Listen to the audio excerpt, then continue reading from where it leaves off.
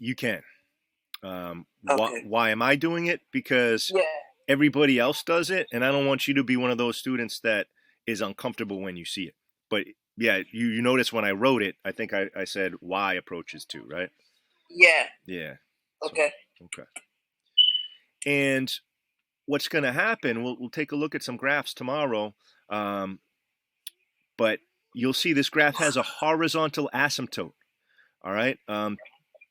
We've talked about vertical asymptotes, but anytime y is approaching a fixed value on each end of the function, you've got a horizontal asymptote. Remember, asymptotes are lines, so you can't just give me a number, you have to give me an equation. The equation of the horizontal asymptote is y equals 2.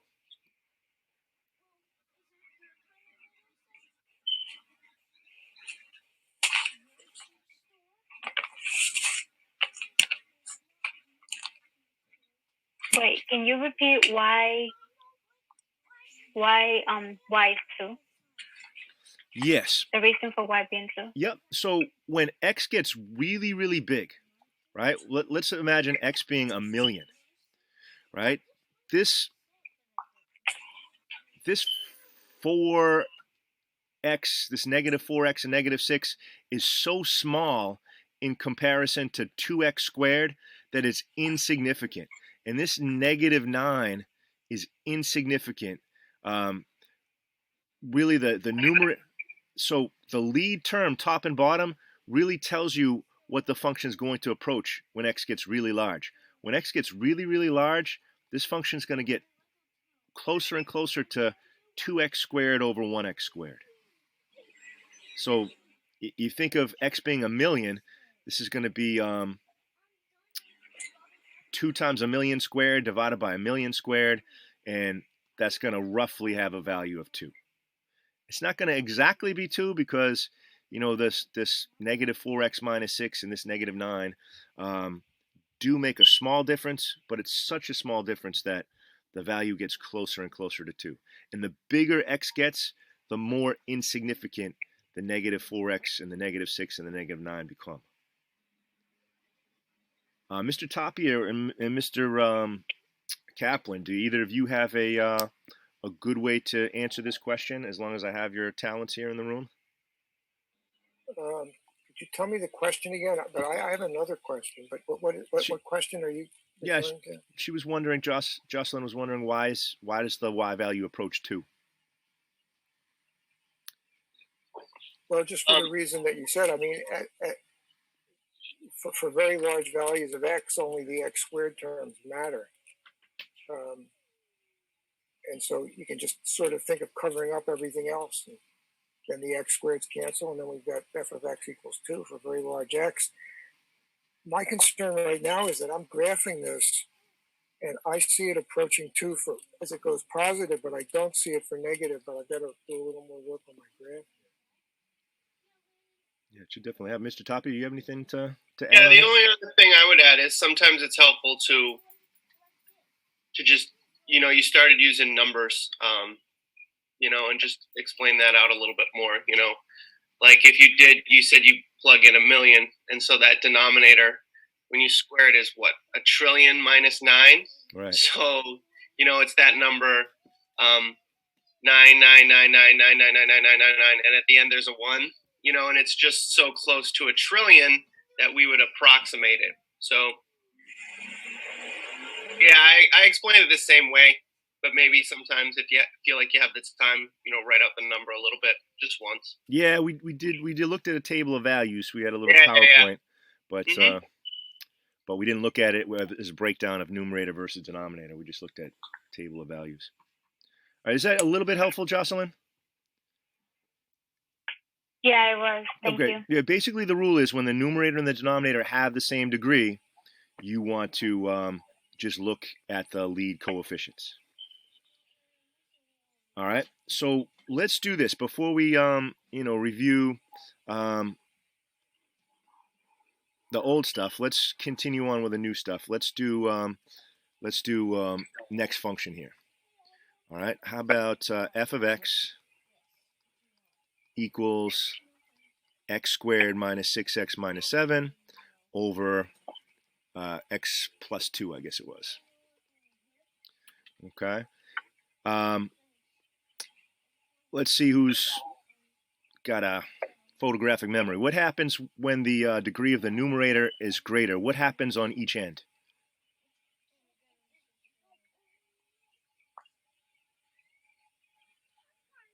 Do the ends settle in on a value, or do they just go off to infinity or negative infinity?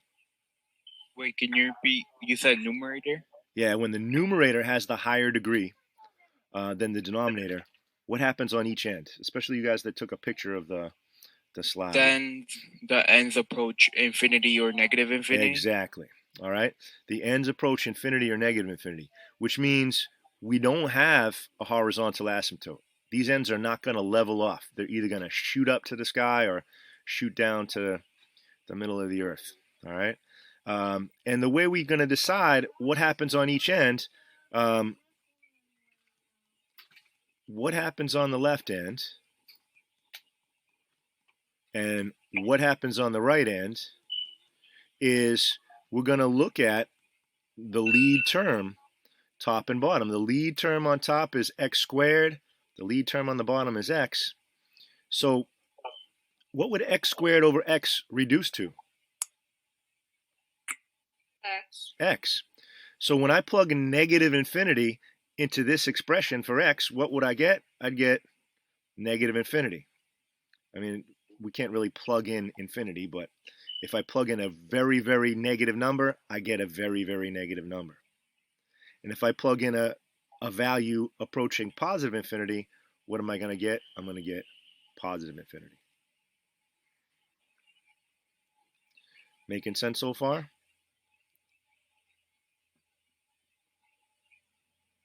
Yep. All right. Thank you. All right, let's do one more, and then we'll come back and practice the old stuff. All right, so third function, f of x equals negative 4x plus 20 over 3x squared minus 21x plus 30. So we're not looking for the holes or the other stuff. Yeah, let's do that in a minute. But I just wanted to just talk about the new stuff, one of each case, and then we'll throw everything together. Excuse me. Yes. I got an email. It's starting earlier, so I'm gonna have to go now.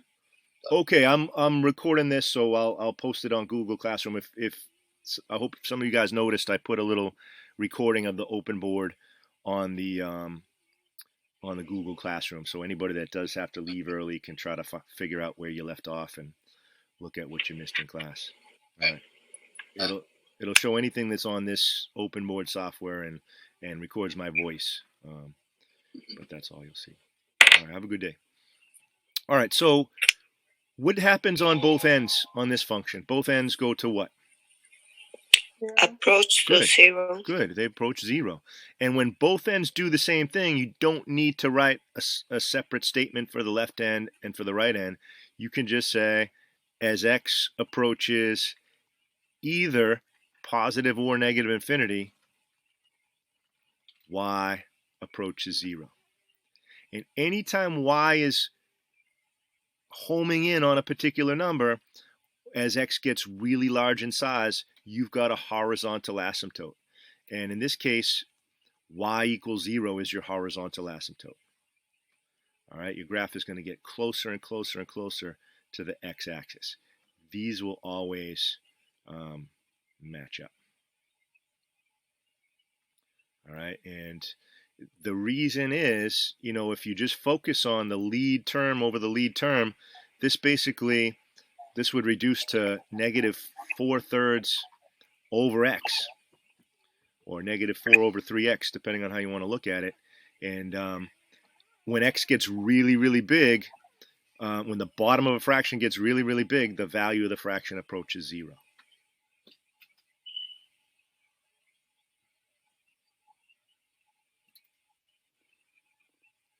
All right.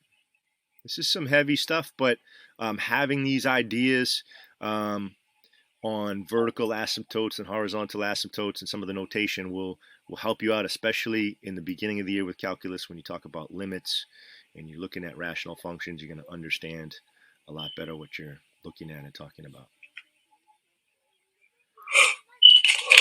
All right, why don't we throw in the other stuff that we've been talking about with rational functions? There's 4 things left we haven't answered. Which is the one I can answer without doing any factoring, just from looking at this? The y-intercept. Great, the y-intercept, Diana. And what is the y-intercept going to be? 2/3. 2/3. All right, it comes from plugging in 0 for x, top and bottom. You're going to get 20 over 30, which reduces to 2/3. So this graph is going to cross the y-axis at 2/3. Everything else, we're going to need to factor this function. All right, if the teacher's being nice, and if the teacher's not being nice, you'll have to do a quadratic formula or something. So the top, we're going to take out a -4. Anytime you're trying to simplify an expression or reduce, if your lead term's negative, don't just take out a 4 in this case. Take out a -4. If you're always in that habit, you'll see more things to reduce. And this here, I'm thinking to myself, that's really 3 times x squared minus 7x plus 10. So it's 3 times x minus 2 times x minus 5. All right, so let's let me call on some people. Nina, do I have a vertical asymptote? And if so, what's its equation? Dad, look what I found for Jameson. Awesome. His Riddler. I was just talking about that. I think the vertical asymptote would be x equals 2. Yes, nice job. Yep. We're looking for a factor that can equal 0 that's only on the denominator. This tells me I've got a vertical asymptote located at 2, and its equation is x equals 2. All right, I saw in the homework a couple people just putting like 2 for vertical asymptote. I'm just going to remind you again. Make sure you give the equation of a line when somebody asks you for an asymptote. All right, and how about Nicoletta? Are you here today?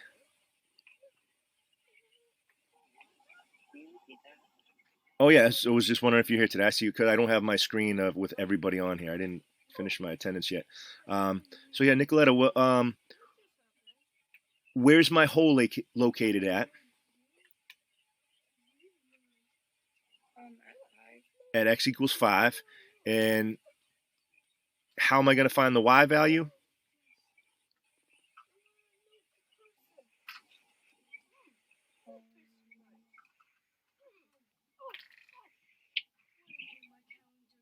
Is it 1/9? Is it what? Is it 1/9? Yeah, so -4/9 looks like. Yeah, nice job. So you're going to pretend these x minus 5s were canceled. And what would it have looked like if those factors weren't there? I would have been plugging 5 into this expression, -4 over 3 times 5 minus 2, so -4/9.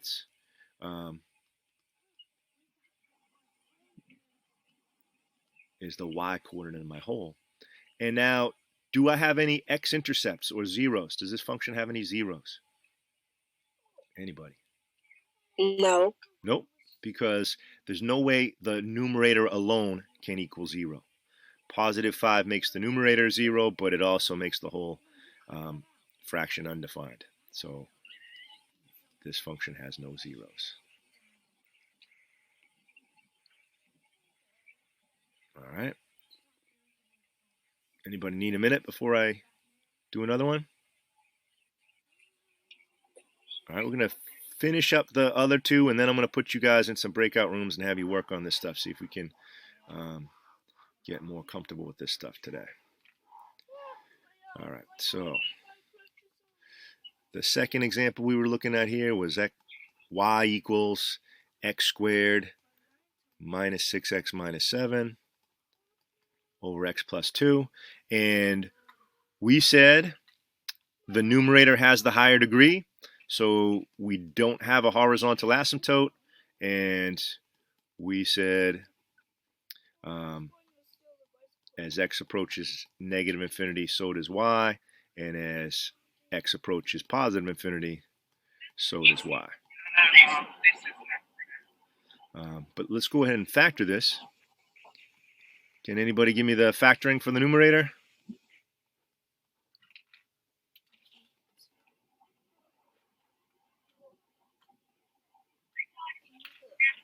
X minus 7, X plus 1. Great. X minus 7, X plus 1. All right. Brian, do we have a vertical asymptote?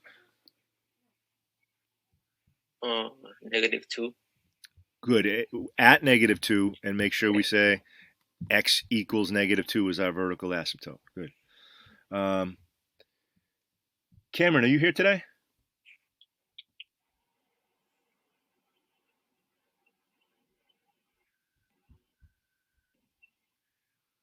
All right. How about Chelsea? Chelsea, are you here today? Yes. Okay. Do we have any holes in this graph? If so, where? No holes. Good. No holes. None. There's no factor that could equal 0 that appears numerator and denominator. There's no x value that makes the top and bottom equal 0. Daddy, can you put his arm back on? Come here. Already tried. Couldn't. Excuse me, guys. I got to put a Lego arm on. There you go. All right. How about Thomas? Do we have any x-intercepts or zeros?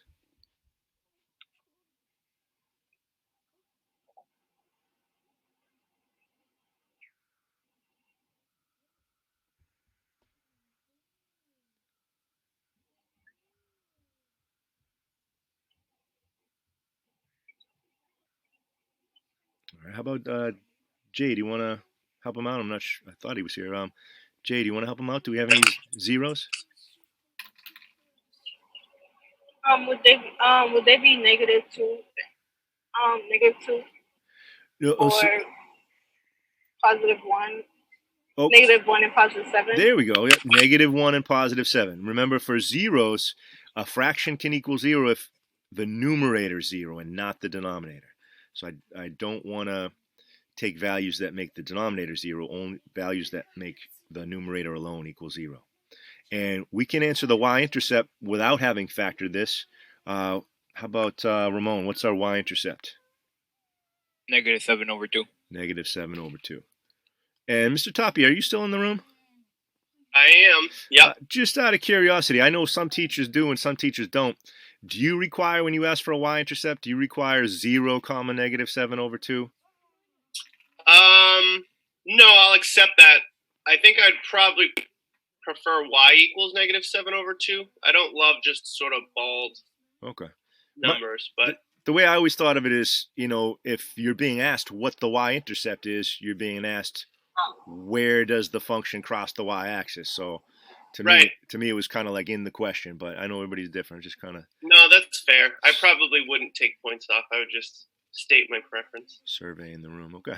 Thanks. All right. Last one, guys. And then I want you guys to try something. 2x squared minus 4x minus 6 over x squared minus 9. By the way, when is there no y-intercept? When you see what or when you don't see what?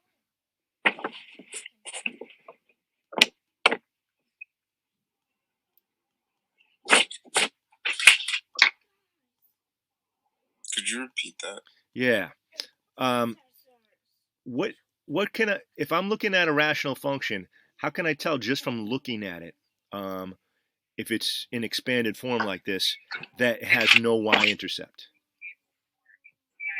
There's like an X in like every part, I guess. I don't really know how to word it. Yeah, you're warm, Diana. You have part of the answer.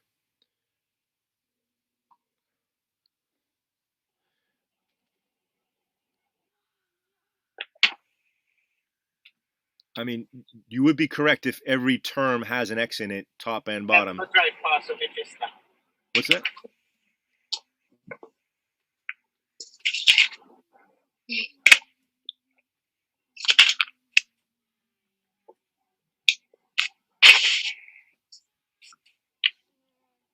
So if I'm plugging in 0 for x, how do I know that the value is undefined?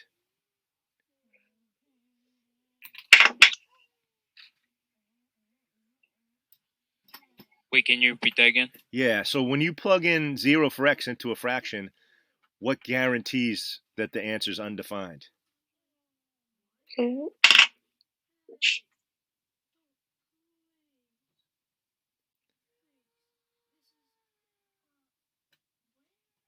When the denominator equals 0.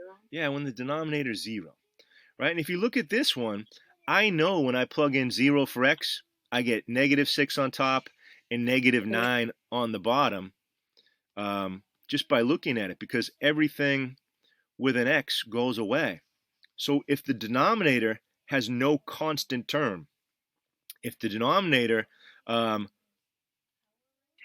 no constant, then I'd say no y-intercept, right? The numerator, well, actually the no y-intercept, right?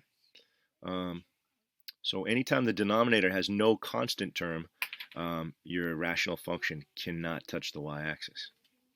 Because when you plug in 0 for x, you're going to get 0 on the bottom. All right, let's finish this up. This is really 2 times x squared minus 2x minus 3. It's 2 times x minus 3 times x plus 1 on top, and x plus 3, x minus 3 on the bottom. Mata, do we have a vertical asymptote?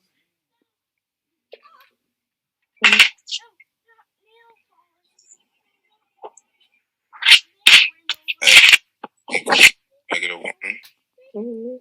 Okay, -1 does only make one side of the fraction equal 0, but that's if it makes the numerator 0, then it's an x-intercept. So -1 is a 0 for the function.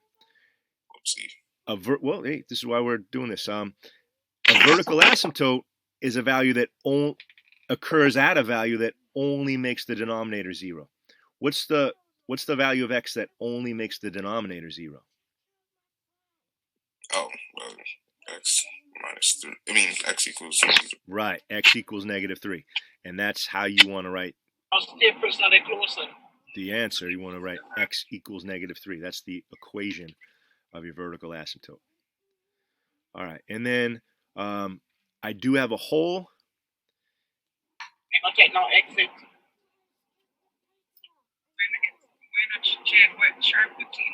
It sounds like somebody's in Uber. We pretend these are canceled, and who's got the value? What do I get when I plug in 3 into this expression? I'm sorry, I just have a question. Yeah. I thought it was -3 for the x for the whole. Yeah, no, okay. So a hole occurs at a value that makes the numerator and the denominator 0. So we have, okay. Yeah, +3 makes the numerator and the denominator 0. So +3 is a factor that whoever wrote the function could have chosen to not have it there. So for every other value of x, this function acts just like f of x acts just like this function. Jade, I think someone needs to mute. Yeah, somebody's good. Thanks, Jade. Yes, so for every other value of x other than +3, f of x acts just like this. Right? Because if x is anything else, if x is 4, then this brackets is a 1 on top and a 1 on the bottom, they can cancel out. If x is 5, you've got a factor of 2 on top and bottom, they can cancel out. If x is 3, you've got a factor of 0 on the bottom, and it doesn't matter if there's a factor of 0 on top, the whole thing's undefined. So the function acts just like this, except for at one point. So there's just one hole in the graph. All right. Yeah. Sorry. It's okay. There was a question you gave previously, the -4x plus 20 over 3x squared minus 21 plus 30. Mm-hmm. Yes, we wrote the whole as 5, not -5. So I'm just Okay, so all right, in that function, we had -4 times x minus 5. Did I write it in the wrong space? It should have been a 0. Positive 5 is the 0. so it's positive. So x is +5. Oh, I'm sorry. No, I'm sorry. No, you're right. There was a hole at positive 5. Yep. Because look, on that function, this is how it factored. We had x minus 5 on top and x minus 5 on the bottom.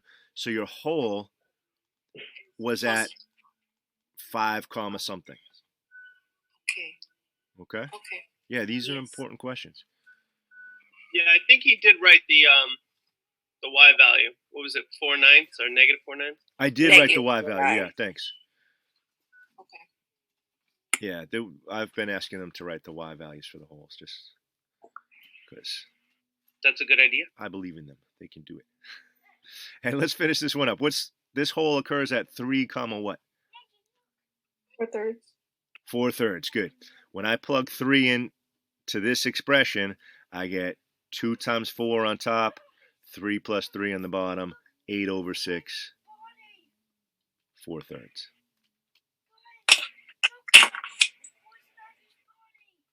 Okay. So let's do some breakout rooms. And before you go anywhere, I'm going to ask you to write down 3 functions. Okay? And before I can write them down, I have to look up what they are. So let me get my together real quick.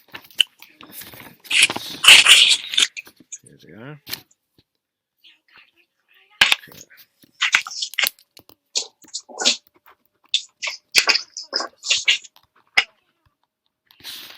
And while I'm writing this stuff down, I'll just tell you I sent an email this morning. Miss Raj from Northeastern, she's got some Friday lectures going on from 8 o'clock to 9:30 for anybody who has the time and the interest. She's got some guest speakers and then, little activities and challenges to keep you engaged. I sent out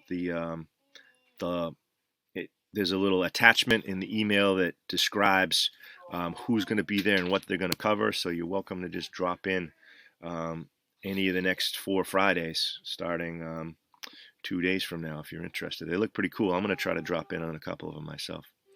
All right, so here are your 3 functions. We'll do some breakout rooms, but first I want to give you a minute to either snapshot this or copy them down, and we'll come back together and discuss the answers. I won't do the whiteboard website right now. Why don't you just work on them and ask those of you that are in a room with Mr. Kaplan or Mr. Tapia while he's here, please make use of those guys. And people that have been in the room with me have been pretty much asking questions. What's that? What's that?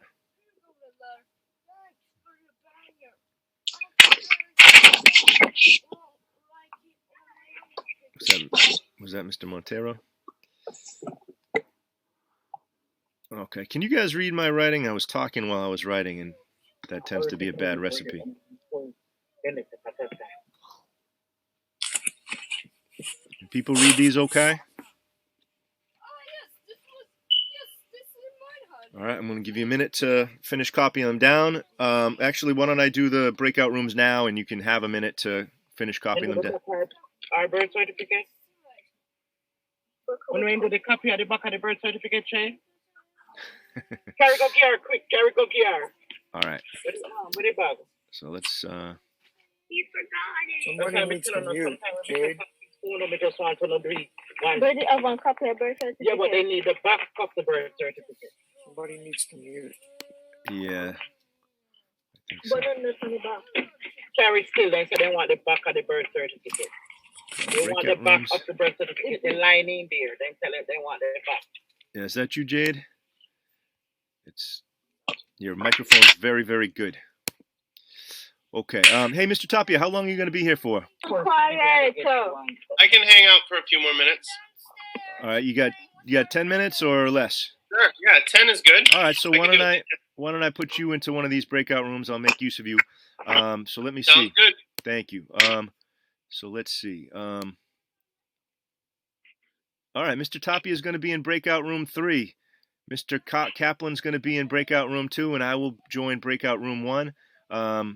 Once you finish copying these down, try these 3, see how far you can get. If you get 1 or 2 or all 3, this is worth the time that we spent. Okay, let's check in 10 or 15 minutes. See how that goes.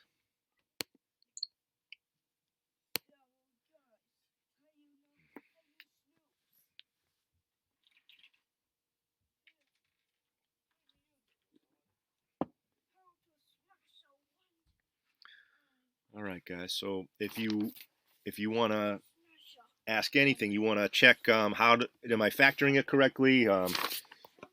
You need tip on how to get started. What am I looking at? You want to check your answers? Please speak up. And that's what I'm here for.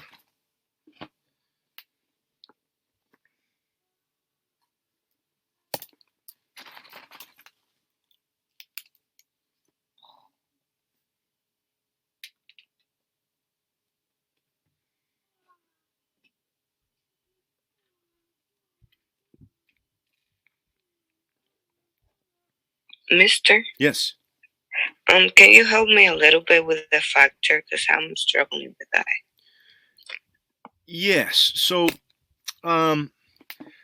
first of all, do you on the first one? Are you not sure how to factor the first one? Yeah. Okay. So here's what I'd recommend you do. Why don't you are you able to be on another site? Yeah. Okay, so why don't you do this? Go to Google and type in online factoring calculator.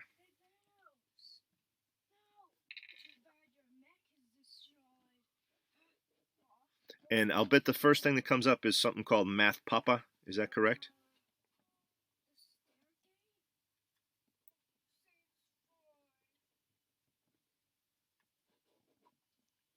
Yeah. Okay. So if you click on that, you can enter in, and if you're not sure how to do an exponent, it interprets for you. If you type in 3x2 minus 12x, it will automatically know you meant 3x squared. All right. And then you click, and it should tell you 3x parentheses x minus 4. Is that correct? Mm-hmm. Okay. And then you can do the same thing on the bottom. If you type in 2x minus 8, it should tell you to take out the 2. It'll give you 2 parentheses x minus 4.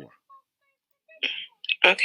Okay. Thank you. Yeah, feel free to use that. And if you want some practice on your factoring, I'll give it to you. But for this class, I don't want you worrying about factoring. I want you just focused on the rational function. So use tools, for the factoring. So you can. Are we going to be able to use that during the tests? Well, so I can't really see you taking the test. So if somebody's on their phone using Math Papa, just do what you have to do, because I really want to test you on rational function. So I'm not really testing you on factoring. I would encourage you to get better at it if you're not good at it, because it'll be a little bit of a handicap from time to time. But in class, when we're studying rational functions, I let people use a factoring tool if the test's on rational functions. All right? Okay. Okay.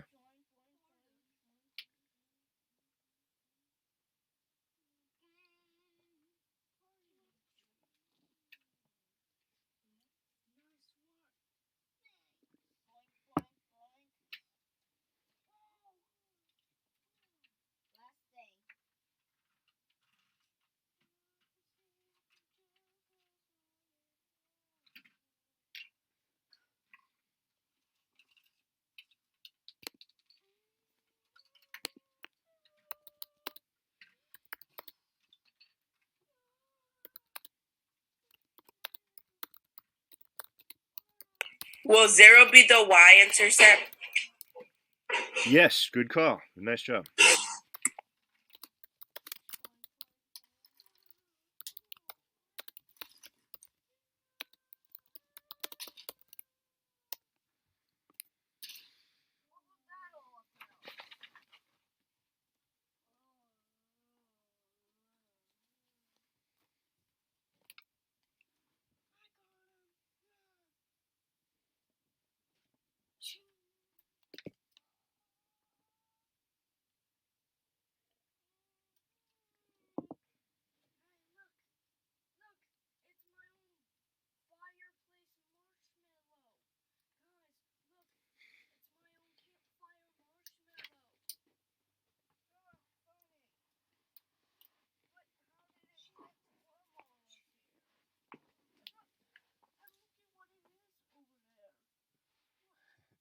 You guys are awesome.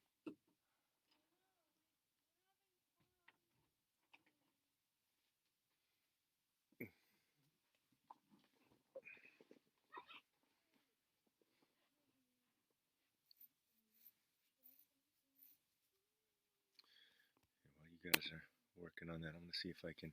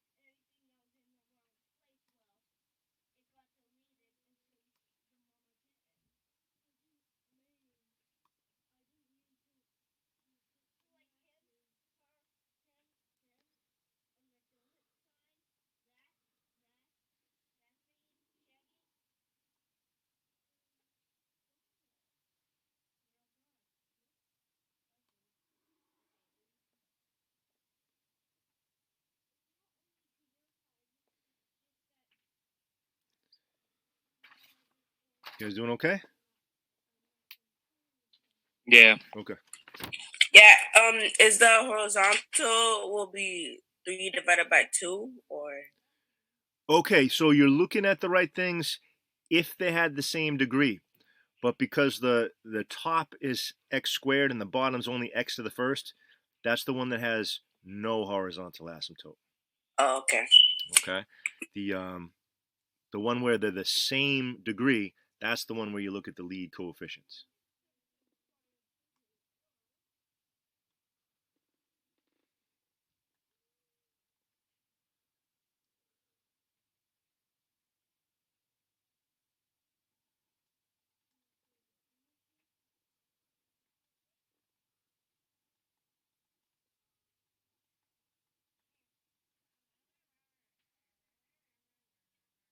Oh, so that would make the zeros 4. No, you were right the first time. If it was you that said the 0 is at x equals 0, the whole is at x equals 4. Because you've got an x minus 4 top and bottom. Oh, so whole is x minus 4. The whole is at the x minus 4, because you see it on both sides, that's telling you there's a whole at positive 4. Okay. All right, and it's positive 4 comma something. And to figure out the something, you cross off the x minus 4s and plug in 4 for x into what's left.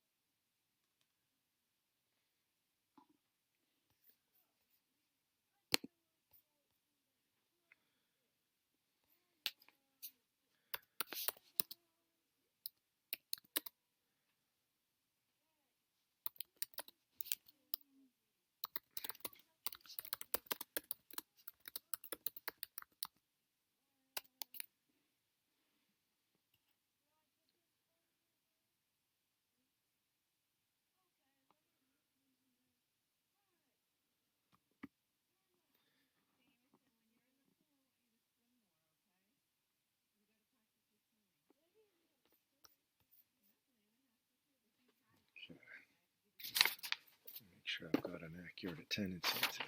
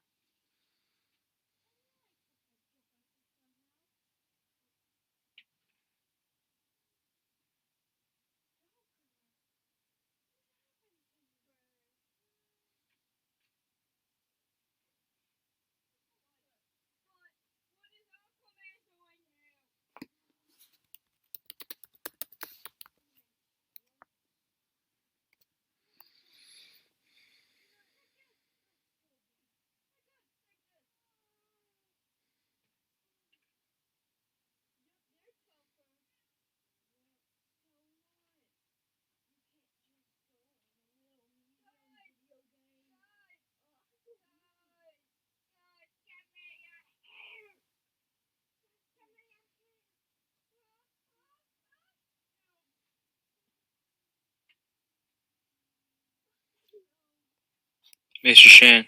Yes. I did it. I just can't find the end behavior for the second rational function and the third.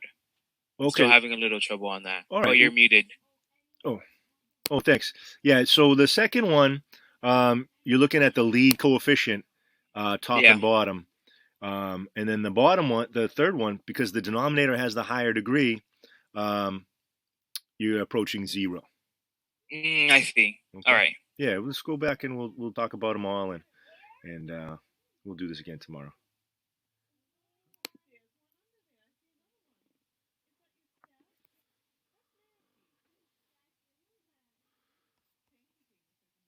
Okay. Hey, thanks for sticking around, Mr. Tapia. I appreciate it.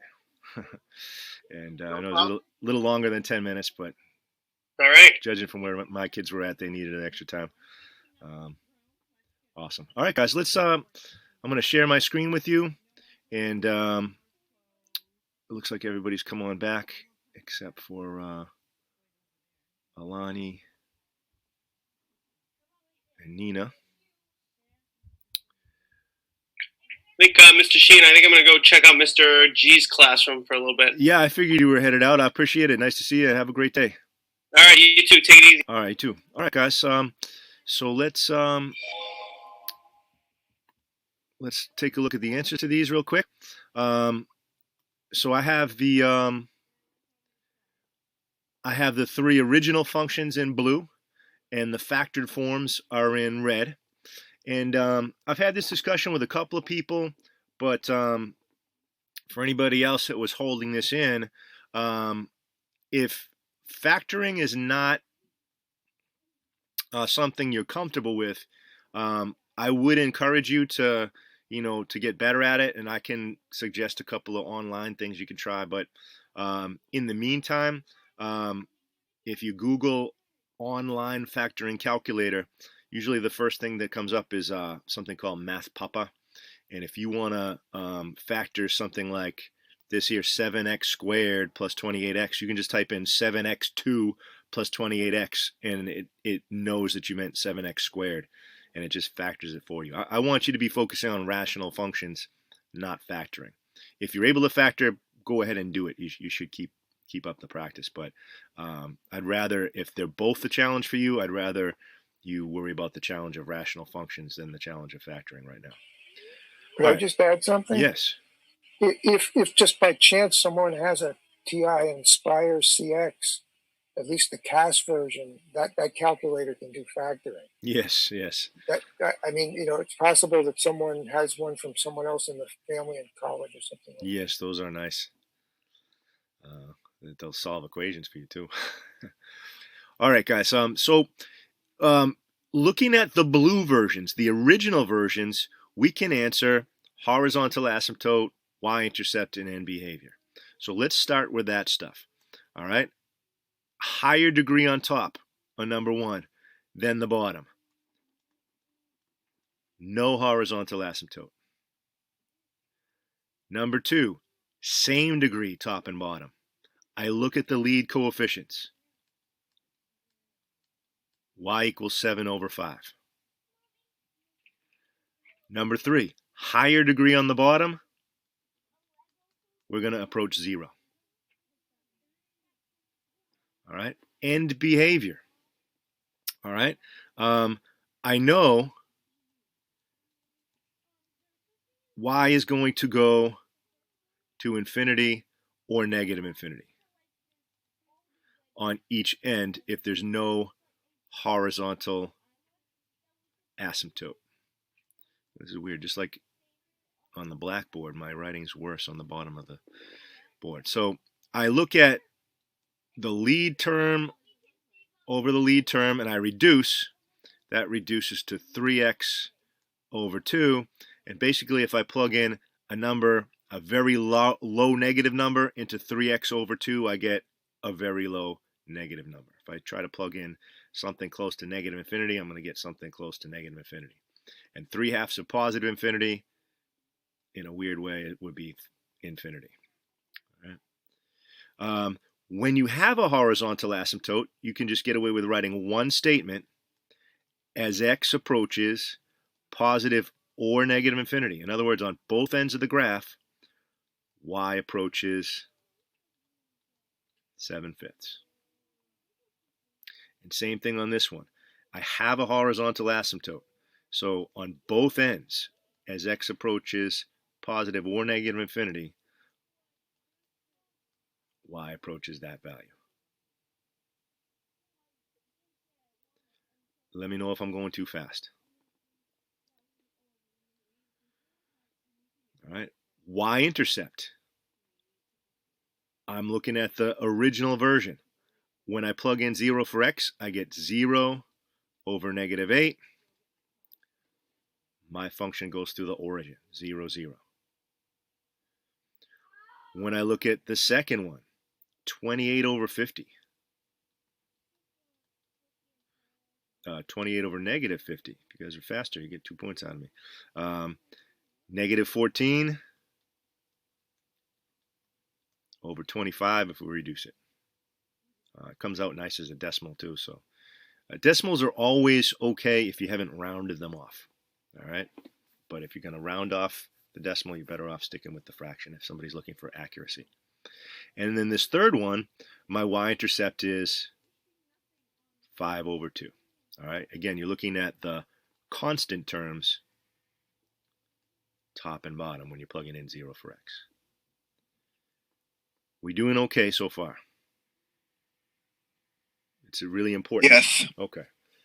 It's really important to speak up if the answer is no, because there's a rule of thumb that seems to be pretty true. Usually if one person has a question, there's usually 3 other people in the room that have the same question that might be afraid to ask. So you're doing other people a favor if you ask your question. All right. Let's do vertical asymptotes.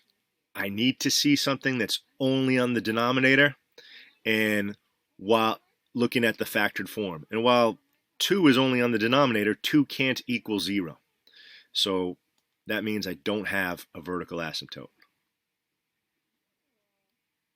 On the second one, I do have a factor that can equal 0 that's only on the denominator, and it's x minus 5. Positive 5 would make that factor equal 0. X equals 5 is my vertical asymptote.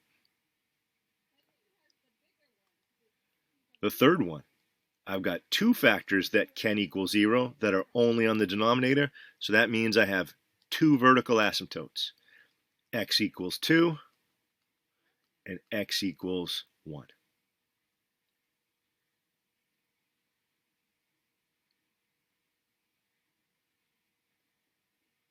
All right. Let's skip over wholes for a minute. I was just looking for factors that are only on the denominator. If I'm looking for zeros, I'm looking for factors that are only on the numerator. The 3 is only on the numerator, but it can't equal 0. X is only in the numerator, and x can equal 0 when x is 0.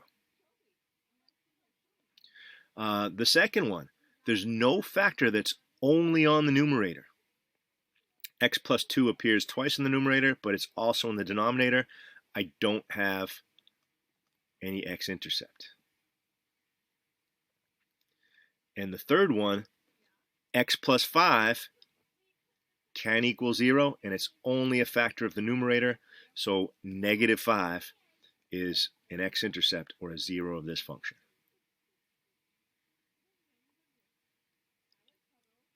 Now for the whole, I'm looking for a factor that appears top and bottom. X minus 4 appears top and bottom, so there's a whole at positive 4 comma something. And if this were canceled out and I were able to plug in 4, I would get 12 over 2, which is 6. All right. The second one, I've got a factor that could have been canceled out, x plus 2. That means I've got a whole at negative 2 comma something.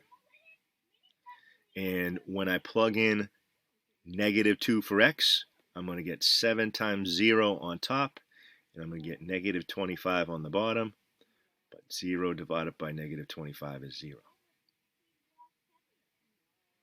If I graph it on Desmos, it'll look like it crosses the x-axis at negative 2, but that point will really be missing.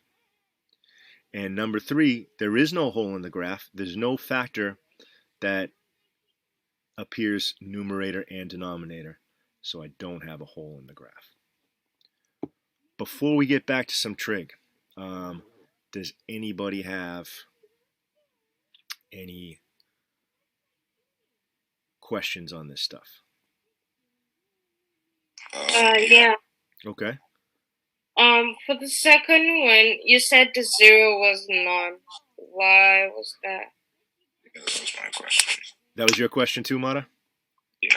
All right. So, yep. So you're talking about the whole being at negative 2, 0. Is that correct? No, the zero. You said there are no zeros. Correct. Right. Because to have an x-intercept, I need an x value that only makes the numerator 0. In fact, the only number I can plug in for x that makes the numerator 0 is negative 2. Do we agree to that? Yep. All right. But negative 2 also makes the denominator 0. All right. So it's not an x-intercept. And we don't have an x-intercept. When I plug in negative 2 for x, I get an undefined value. And okay, that makes sense. Thank you. Yeah, and if it made anybody, yeah, pleasure. And if it made anybody feel better to try it out, if you can feel free to plug in negative 2 into the original function, and you'll see you get 0 over 0. It's much easier to see you're going to get 0 over 0 if you look at the factored form. All right, are we completely good on that, or anybody still not sure?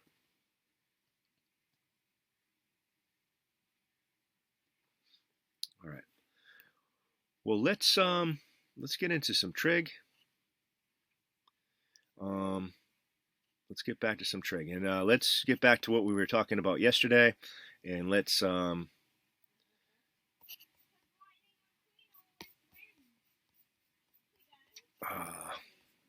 try to clear up some of the stuff we weren't sure about yesterday. All right. Okay. So here's our little chart with values, and I'm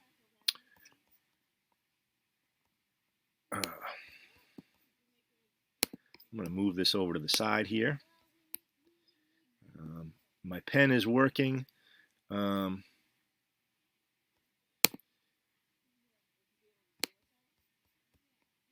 Properly today, so my writing isn't as fat as it was yesterday, so we should be able to fit more on the screen. We're also what am I doing? I just realized I can draw straight lines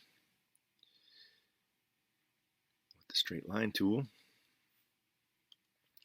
All students take calculus. All right, and let's ask for sine of theta, cosine of theta, and tangent of theta, and I will throw in a random one also. On the homework, I put a couple where we had cosecant or secant or cotangent to see what people would do. And the nice thing I saw was people did know what to do. Even the people that didn't have the correct values did know what to do.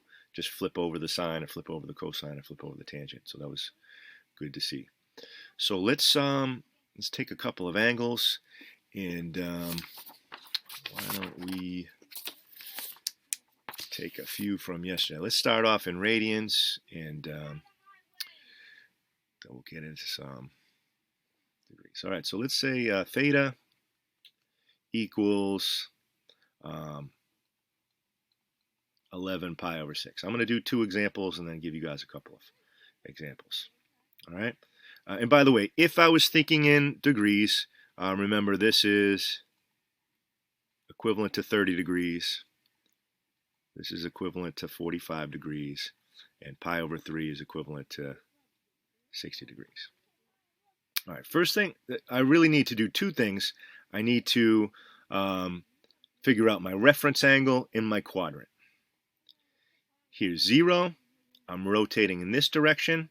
Halfway around is 1 pi, but I'm thinking in sixths, so I'm going to think of that as 6 pi over 6. And that's not enough, so I'm going to imagine that I rotate all the way around, and that would be 2 pi or 12 pi over 6. And for anybody that needs a reminder, this is quadrant 1. This is 2, this is 3, and this is 4. What quadrant is 11 pi over 6 in? 4. It's in 4. All right. I'm all the way around, almost all the way around. Here's 11 pi over 6. My reference angle is pi over 6. This is one of many reasons radians are easier to work with than degrees in a lot of ways, because as long as my fraction's reduced, 11 over 6 can't be reduced, so I know my reference angle is pi over 6. I just really have to figure out what quadrant I'm in. But I already know which values I'm going to be looking at. I already know I'm going to be looking at these values. All right, so I'm in the 4th quadrant. Only cosine is positive. These two are negative. And then I just take the values from the table.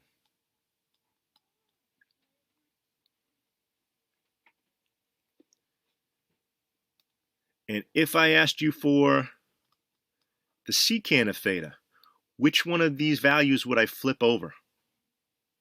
Sine, cosine, or tangent? Cosine. Cosine, good. So I'd start off with 2 over root 3, and then I would rationalize the denominator, and I would get 2 root 3 over 3.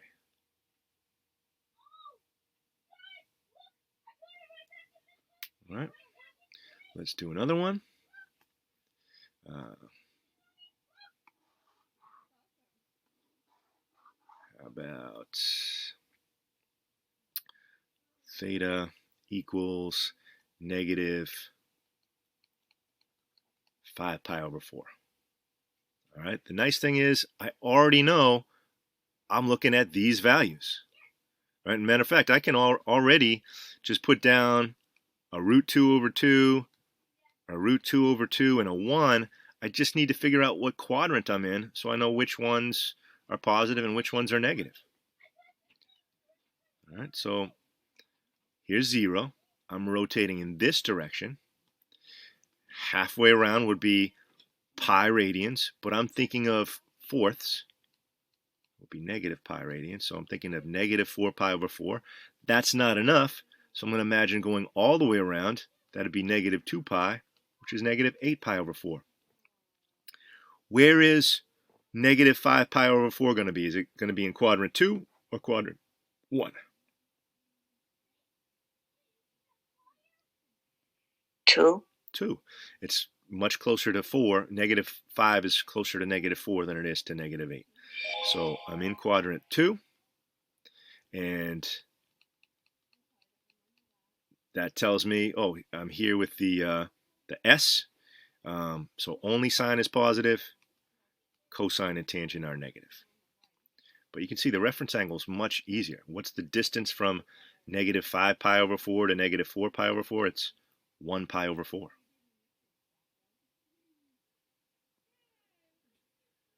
Should we try one more? Yes. Okay, let's try one more. All right. And if it looks like I'm about to erase and you want me to stop, just speak up. All right. How about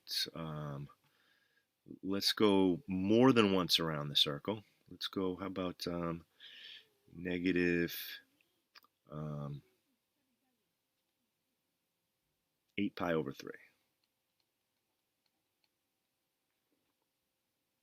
All right, first of all, I'm looking at these values. I know my reference angle is going to be pi over 3. So sine is either going to be positive or negative root 3 over 2. Cosine is going to be positive or negative 1/2. Tangent's going to be positive or negative square root of 3.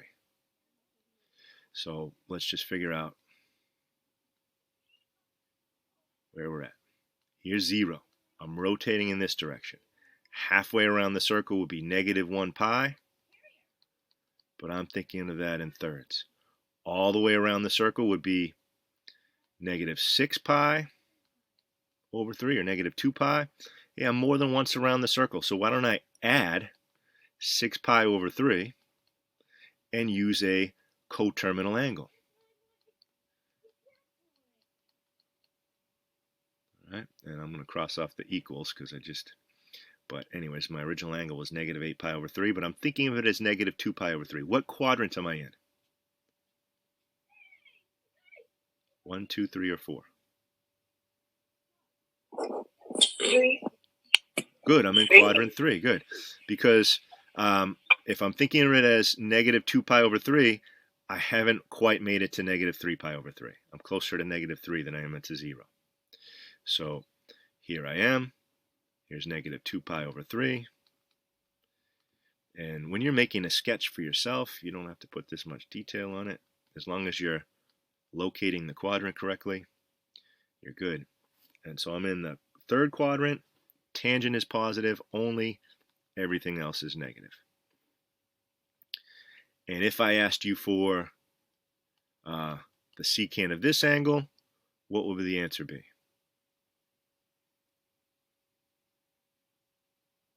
-2. Good, -2. I would flip over negative 1/2, and the reciprocal of that is -2. -2. I have a question. Yes. How do you find negative 3 pi over 3 and negative 6 pi over 3?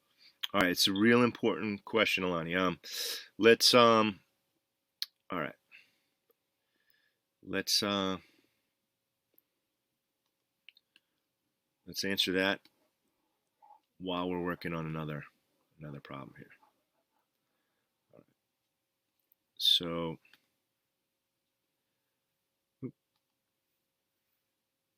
okay. All right. First of all, let's say we're not using this chart. All right. Let's say I've got 11 pi over 7. Okay, and I want to know what quadrant I'm in. Well, here's 0 radians. Halfway around is pi, but I want to think of it as 1 pi with a denominator of 7. So I convert 1 into 7 over 7. I think of it as 7 over 7 pi. All right, and 11 is beyond 7, so I'm going to think of all the way around. If halfway around is 1 pi or 7 pi over 7, Alani, what's all the way around? 14 over 7. Right, it's 2 pi or 14 pi over 7. And now, what quadrant am I in? Is 11 closer to 7 or is it closer to 14? Closer to 14. Yeah, it's closer to 14. And if somebody asked me what my reference angle is, I would say, well, it's 3 pi over 7. The distance between 14 pi over 7 and 11 pi over 7 is 3 pi over 7. But I don't know anybody that can that has the value for 3 pi over 7 memorized. We wouldn't be using this chart. We wouldn't be doing it from memory if the denominator was 7. Should we do another one, Alani? No, I'm good. Okay. Thanks. Sure. All right. You guys feel ready to try a couple of these on your own? Yep. All right, let's do it. Let me see what we're doing on time, first of all. Okay, we're doing all right. Let's, and just for kicks, why don't you throw in cotangent on all of these as well? All right. Give me the sine, cosine, tangent, and do one reciprocal. Let's do cotangent. And here are these. Number 1, let's go with theta equals, start off with a couple of straightforward ones. Negative 5 pi over 6. Let's do positive 5 pi over 3. Let's do 2 pi over 3. And let's do one that's more than once around the circle. About negative 10 pi over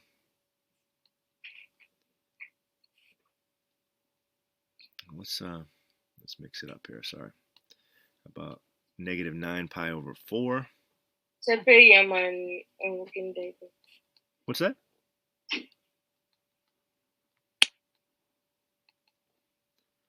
And let's do one review about 18 pi. And you forgot the pi on number 3. Thank you. Who said that? On. On, all right. On, I owe you 2 points. All right, thank you. It's not really a math mistake, but it's a mistake nonetheless. And thank you. Help me avoid problems. So you get 2 points. Why don't we just take, let's go 10 minutes and we'll come back and check in on the answers on these. Shane, could I interrupt just for a minute? Please, yes. I think something got erased a little bit on the all students take calculus. The third quadrant seems to be labeled as number 2. Thank you. Yes, thank you. It's about the third time I've owed you 2 points, Mr. Kaplan. All right, let's just in case this helps. Does everybody have these written down?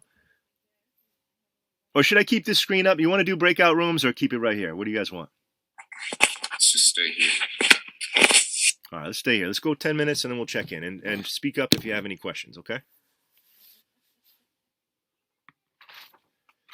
And if you finish early, write done in the chat. And if I see, 10 dones or so, we'll probably just start going over them.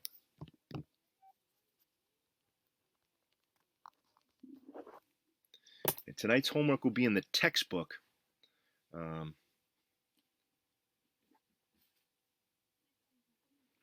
So they're creatively worded versions of the same problems that we're talking about.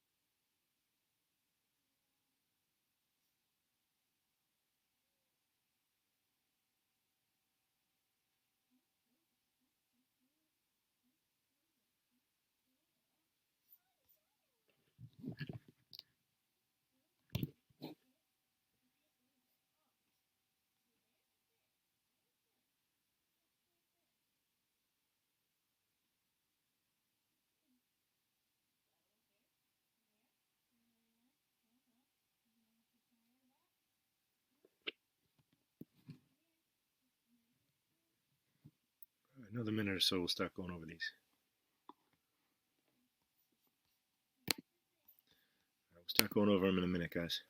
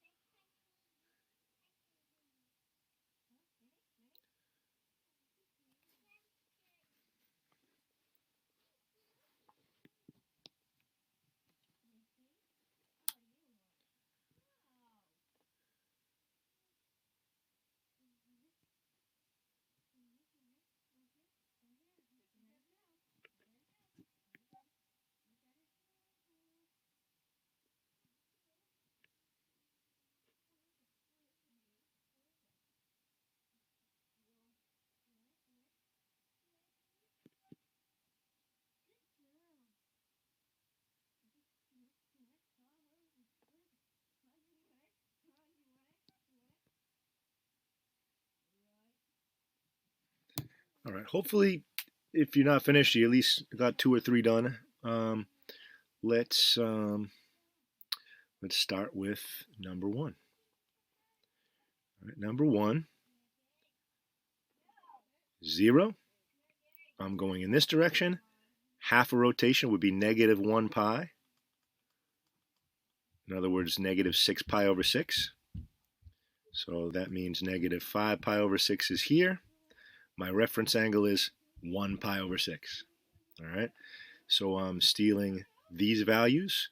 1/2 root 3 over 2, root 3 over 3. And I'm in the third quadrant, so tangent is positive. The other 2 are negative. And cotangent is the reciprocal of tangent, so it's also positive. 3 divided by the square root of 3. If you really understand that the square root of 3 means the thing you multiply by itself to get 3, then you understand that that means 3 divided by its square root must be its square root. But if you need to, you can also get there from here. 3 root 3 over 3, which is square root of 3. All right, did I go through that too fast?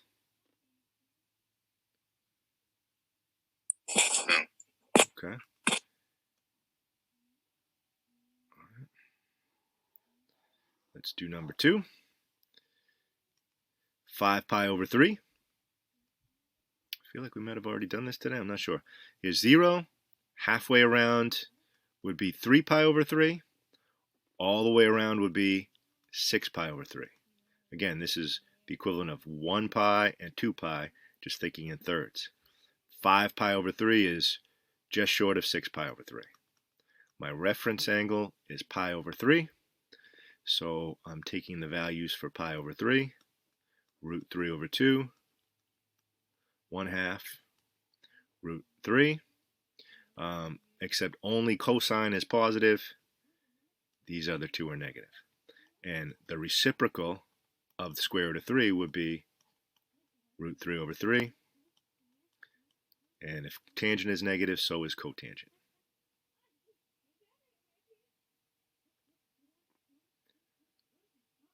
Okay to move on? Or do we have questions? Or anybody that just needs me? I thought 5 pi over 3 would be the other direction where the arrow is showing. Why is it going down instead? Well, okay, so it didn't really go down. If you think about, let me see if this is helpful for you. Like pi over 3 is the equivalent of 60 degrees, right? So yeah. It's like, here's 1 pi over 3. Here's 2 pi over 3. Here's 3 pi over 3. Here's 4 pi over 3. Here's 5 pi over 3, right here. Oh, okay. Was that helpful? The 0. Okay, it starts with the 0. So yeah, 1. Yeah. Okay. So was helpful? All right. Any other? Yeah. Good. Any other questions? All right.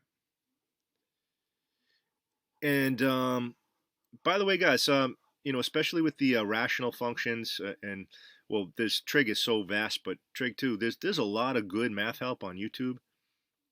You probably get more specific math help if you use the Northeastern Tutoring Center or Mr. Mejia, but Mr. Kaplan has also stated that if anybody wants to get in touch with him and ask him for live help, he'll be willing to talk to you. Number 3, here's 0. I'm going in this direction, so halfway around would be negative 1 pi, negative 3 pi over 3 if I'm thinking in thirds. Negative 2 pi over 3 is just short of that. So I'm in the third quadrant again. So tangent and its reciprocal are positive. Everything else is negative. And these are my values.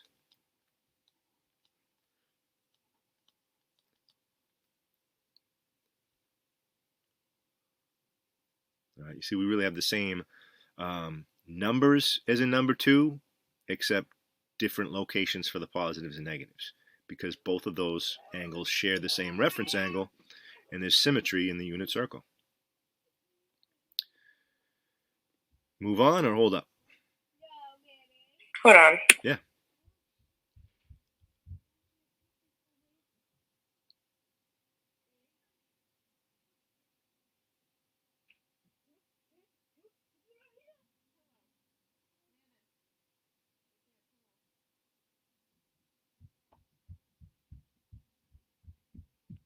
Why is sine and cos? Wait, why is sine theta and cos theta negative? Okay. Okay, well, sine and cosine are negative. There's a couple of ways to explain this. One is because I'm in the third quadrant. The T tells me only tangent is positive. Sorry, I forgot that the question itself was a negative. Sorry. Oh, okay. All right. Gotcha. All right. And yeah, it really goes back to the definitions. If I'm down here, sine is the y coordinate, so y is negative. Cosine is the x coordinate, which is also negative. And tangent is y over x. Negative divided by negative turns positive. All right, here's one that's number 4. Negative 9 pi over 4. Here's 0. Halfway around would be negative 1 pi. All the way around would be negative 2 pi. I'm going to add 2 pi and make this easier for me to understand. Hey, this is coterminal with negative 1 pi over 4, which is much closer to 0 than it is to negative 4 pi over 4. So I end up here. I went all the way around and then 1/4 pi more. So my reference angle is pi over 4, and just as importantly, I'm in the fourth quadrant. Cosine is positive. These other ones are negative. And it's going to be root 2 over 2, root 2 over 2, 1, and the reciprocal of negative 1 is negative 1.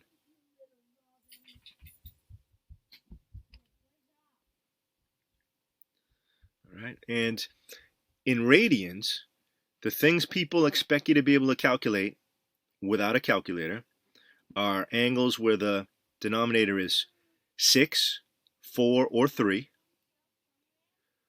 But then there's also the quadrantal angles where the denominator is 2 or the angle is a multiple of pi. And that's what we have in number 5. Should I wait before I erase this though? Okay. So the last one, this is a quadrantal angle. If it's a multiple of pi, it's on the x-axis. If it's a multiple of pi over 2, it's on the y-axis. If it's a reduced multiple of pi over 2. So 18 pi, 2 pi is all the way around. So we went all the way around 9 times. But most importantly, we end up here, right where we started. And the coordinates of this point on the unit circle would be 1, 0. That means the sine of 18 pi is 0. The cosine is 1. The tangent is 0 divided by 1. And the cotangent doesn't exist because x divided by y is 1 divided by 0 or undefined.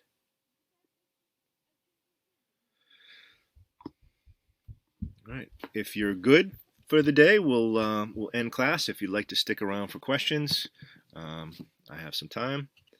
Otherwise, have a great day, and you guys have been doing a great job. By the way, I was very impressed on the homework with how many people got the quadrantal angle correct. They remembered how to do that correctly, so that was nice to see.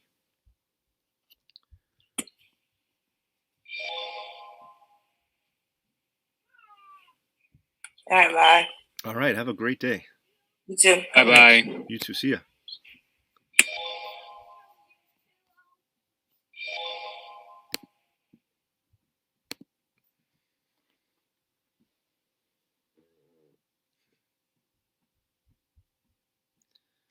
Those polite people. Some of these guys always say thank you before they leave. It's very nice. Yes. Sorry. Okay. I think I'm confusing Mhm. the holes with the vertical Asymptotes? asymptotes. Okay. Yeah. I think I keep confusing them. Yeah. It's just let's see. Let me see if this helps. All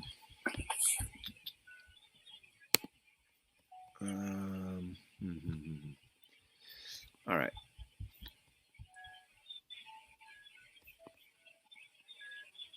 Okay.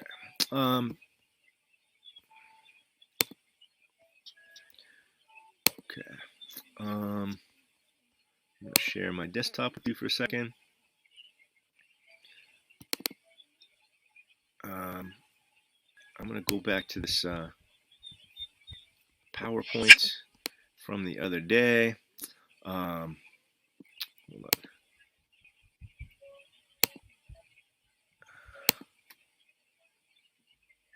Let's see.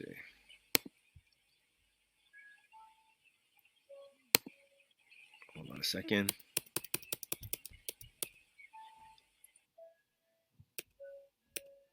Whoop. Sorry about that. Is it would it be useful for you to copy this screen down? What the heck am I doing?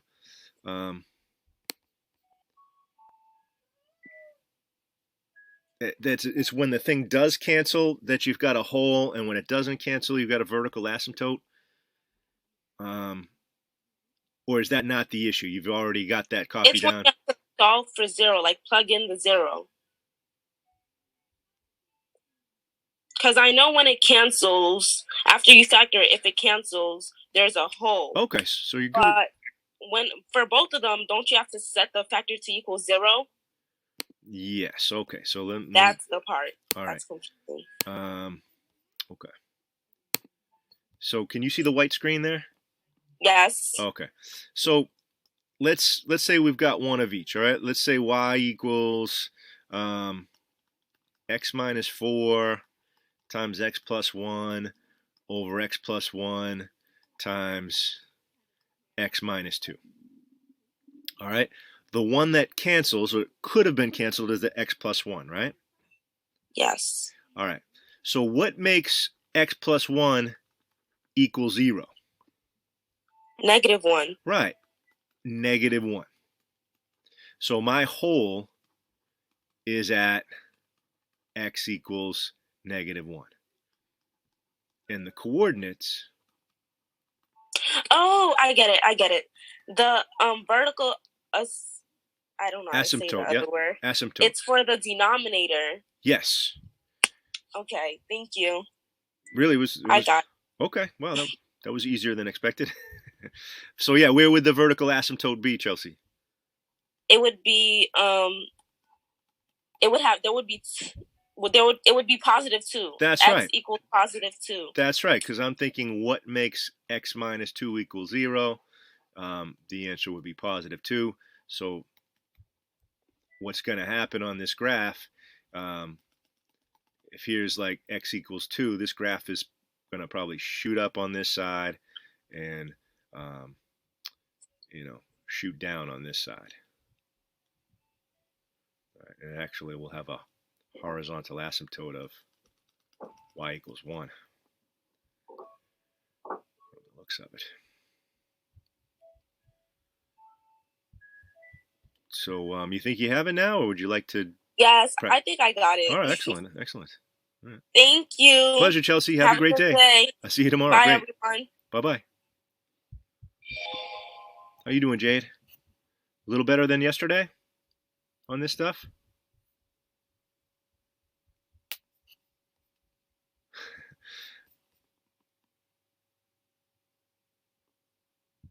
Are you still there, Jade? I think Jade's been multitasking today. I think she's had a busy morning. Yeah, I agree. But it's nice to see she's trying to keep tabs on class while she's doing all this other stuff. How you doing, Mr. Montero? You doing all right? Doing great. I got my Wacom tablet. Oh, good, yeah. You make it look so easy. It's not. I guess I got to get used to it. Well, yeah, you know what? During this remote learning, I don't know how things were at your school, but we were required to have live hours. But pretty much every day I had live hours. I think the greatest number of students I ever had drop in at one time were like 5. So it was much easier than this. But I did get some practice on the pen and using open board, and there was a breaking in period for sure. But now my writing's starting to get better with it, and etc. Yeah. You make it look very easy. Yeah, I got a different brand. It's called XP Pen, but it's the same thing as the Wacom. So I just read there was one comment on Amazon that made me afraid of the Wacom brand. Somebody had trouble installing it on a Mac and a Windows or something, but judging from what everybody else says, that's not an issue. It's probably just somebody who didn't know very much about what they were doing. But thank you very much. Pleasure. Thanks for being there. And if you ever, I won't volunteer you, but if you're ever, know you're going to be available for the next 10 minutes or so, if we're doing breakout rooms, if you say, I'm available, I'll do a third breakout room so you can, you can sit with some of the students and help them out if you want. Sounds good. Okay. All right. Thank you. Pleasure. All right. Have a great day. All right. Bye-bye. 2 comments. Yeah. The students in the breakout room just don't seem to say anything. I don't know. Maybe they. Do you check in with them? I tried to. I mean, I said things like that one that had the 2 factors in the numerator that were the same. I said that one looks unusual. Do you see that? I said, how are you doing? But I think one person, Nada, probably just said okay, but they just proceed. So maybe it's because they don't know me.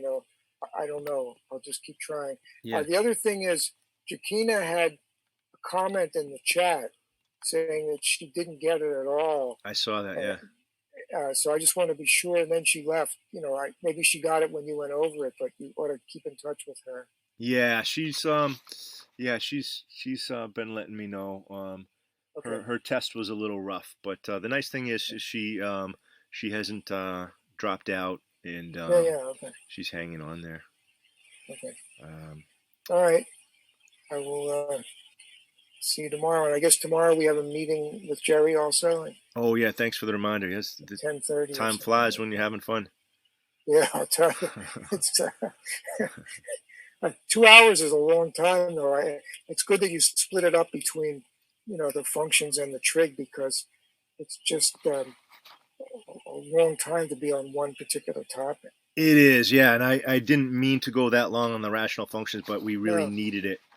And I'm impressed with these kids' stamina. I do see there's a fraction of them that are dropping out early, but I haven't got a single complaint about that. Can you still hear me? I can, yeah. Okay, because the picture's getting very dim, and I'm getting some message that I think there's a connection problem, so I better go. Okay, George, thanks a lot. I'll see you tomorrow. Okay, see you next week. All right, bye-bye. I'll see you tomorrow. Right. Bye-bye. Yeah, bye-bye.